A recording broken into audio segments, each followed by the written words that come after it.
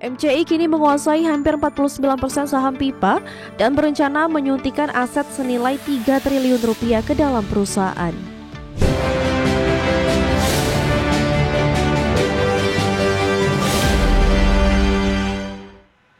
Pemirsa, PT Multi Makmur Labindo Tbk atau Pipa resmi memasuki era baru usai diambil alih oleh PT Morris Capital Indonesia atau MCI. Transformasi besar ini menandai pergeseran Pipa dari produsen pipa plastik menjadi pemain strategis di sektor energi nasional. PT Multi Makmur Labindo Tbk atau Pipa resmi memasuki era baru usai diambil alih oleh PT Morris Capital Indonesia atau MCI. MCI kini menguasai hampir 49% saham Pipa dan berencana menyuntikkan aset senilai 3 triliun rupiah ke dalam perusahaan. Langkah ini menjadi bagian dari strategi besar untuk menjadikan Pipa sebagai penghubung penting dalam rantai pasok energi nasional, mulai dari sektor minyak dan gas, logistik energi darat laut, hingga infrastruktur penyimpanan bahan bakar. Pengamat pasar modal Indra Wijaya Rangkuti menyebut, transformasi ini bukan sekedar perubahan bisnis, melainkan redefinisi total terhadap arah dan DNA perusahaan.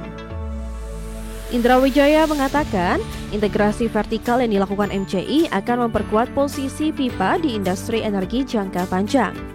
Ia menilai model bisnis baru yang mencakup perdagangan energi dan logistik sejalan dengan kebutuhan nasional di tengah transisi menuju kemandirian energi. Namun di sisi pasar, saham Pipa kini terkoreksi ke level 338 dari puncak Rp625 setelah sempat naik lebih dari 6.000% sepanjang tahun. Koreksi ini dianggap wajar sebagai dampak euforia pasca akuisisi dan aksi ambil untung investor. Selain itu, Indra Wijaya juga menilai harga penawaran tender wajib sebesar Rp21 per saham tidak mencerminkan nilai wajar perusahaan pasca transformasi. Menurutnya, valuasi sejati akan bergantung pada realisasi proyek dan efektivitas manajemen MCI dalam mengeksekusi rencana bisnis energinya ke depan. Ia mengatakan investor agar tetap berhati-hati karena saham Pipa masih berpotensi bergerak liar dalam jangka pendek. Namun, jika strategi dan eksekusi berjalan sesuai rencana, Pipa berpeluang menjadi pemain kunci dalam infrastruktur energi nasional. Berbagai sumber, IDEX Channel.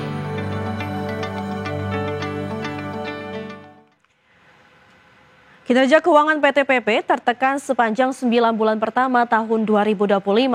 Laba bersih anjlok hampir 98%, namun perusahaan masih mencatatkan aset yang stabil.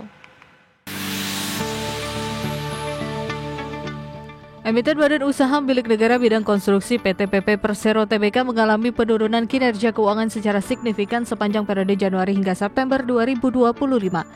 Laba bersih perseroan turun drastis sebesar 97,92% menjadi hanya Rp5,55 miliar dari sebelumnya Rp267,28 miliar pada periode yang sama tahun lalu. Seiring dengan penurunan laba, pendapatan PT PP juga turun 23,33% year on year. Sepanjang 9 bulan pertama 2025, perusahaan mencatat pendapatan sebesar Rp10,73 triliun dari sebelumnya Rp14 triliun.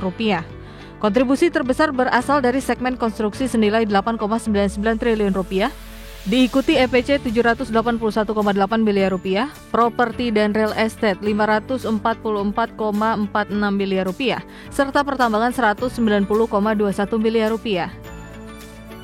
Meskipun mengalami tekanan pendapatan, perseroan melakukan efisiensi beban pokok hingga turun 26,14% year on year. Namun laba kotor PT PP hanya mencapai Rp1,61 triliun atau turun 2,36% dibandingkan Rp1,65 triliun pada tahun lalu. Kondisi ini menunjukkan upaya efisiensi belum cukup untuk menahan penurunan kinerja secara menyeluruh. Sepanjang kuartal ketiga 2025, PT PP mencatat beban usaha sebesar Rp595,31 miliar, beban keuangan Rp1,5 triliun, dan beban lainnya Rp590,24 miliar. Hal ini membuat laba tahun berjalan hanya tersisa Rp15,24 miliar, di mana laba yang dapat diatribusikan kepada pemilik entitas induk hanya Rp5,55 miliar. Akibatnya, laba per saham turun tajam menjadi Rp1 dari sebelumnya Rp43 per saham. Dari sisi neraca, kas dan setara kas perseroan terpantau sebesar 2,69 triliun rupiah atau turun 12,13% dibandingkan tahun sebelumnya. Total aset PT PP turun tipis 1,88% menjadi 55,53 triliun rupiah, namun liabilitas juga berkurang 2,67% hingga menjadi 40,23 triliun rupiah. Sementara itu, ekuitas perseroan justru naik sedikit sebesar 0,27% menjadi 15,29 triliun rupiah, menandakan kondisi keuangan masih relatif terjaga. Tim Liputan IDX Channel. PT Sinergi Inti Andalan Prima Tbk akan mengakuisisi mayoritas saham PT Personel Alih Daya Tbk. Akuisisi ini diperkirakan akan mengubah struktur pengendali perusahaan outsourcing tersebut. PT Sinergi Inti Andalan Prima Tbk emiten dengan kode saham INET resmi mengumumkan rencana akuisisi 53,57% saham PT Personel Alih Daya Tbk atau PADA dari Koperasi Pegawai Indosat. Direktur Utama PT Sinergi Inti Andalan Prima Tbk Muhammad Arif menyebutkan, negosiasi dilakukan pada 23 Oktober 2025 untuk mengatur transaksi jual beli sebesar 1,68 miliar saham. Melalui langkah ini, perseroan dijadwalkan akan menjadi pengendali baru di PADA. Proses negosiasi antara Koperasi Pegawai Indosat atau Kopindosat dengan Sinergi Inti Andalan Prima dilakukan secara langsung. Kedua pihak telah menandatangani suatu indikasi syarat dan ketentuan jual beli sebagai dasar rencana akuisisi tersebut. Dengan penandatanganan dokumen ini, akuisisi diperkirakan akan berjalan dalam waktu dekat setelah memenuhi persyaratan regulasi. Sebagai informasi, PT Personel Alih Daya telah melantai di Bursa Efek Indonesia sejak 2 Desember 2022 dan mengantongi dana segar sebesar 90 miliar rupiah. Sebesar 63,26% dari dana tersebut digunakan untuk modal kerja seperti pembayaran gaji dan tunjangan karyawan outsourcing. Sisa dana digunakan untuk berbagai pengembangan bisnis mulai dari jasa teknikal, pengembangan IT hingga lini bisnis, customer care center, dan pelatihan. Hingga akhir September 2025, komposisi pemegang saham PT Personel Alih Daya terdiri atas Kopsindosat 59,86%, Sigit Kuncahyo 11,57% dan masyarakat 28,57%. Rencana akuisisi ini diperkirakan akan mengubah struktur pengendalian perusahaan secara signifikan. Saham PT Personel Alih Daya di Bursa Efek Indonesia tercatat melonjak 25,58% dalam sebulan terakhir dan ditutup pada harga Rp108 per saham pada Jumat 24 Oktober 2025. Tim Liputan IDX Channel. Pemirsa, kita beralih ke update IHSG pada penutupan sesi pertama hari ini pada tanggal 27 Oktober 2025, di mana IHSG hari ini ditutup melemah 2,94% ke level 8.028,33. Adapun tadi pagi IHSG dibuka di level 8.322 dan sempat menyentuh titik tertinggi di level 8.354. Adapun 150 saham mengalami penguatan, 550 saham mengalami pelemahan, dan 107 saham stagnan atau tidak bergerak. Dari top gainers pemirsa atau saham-saham mengalami penguatan tertinggi antara lain ada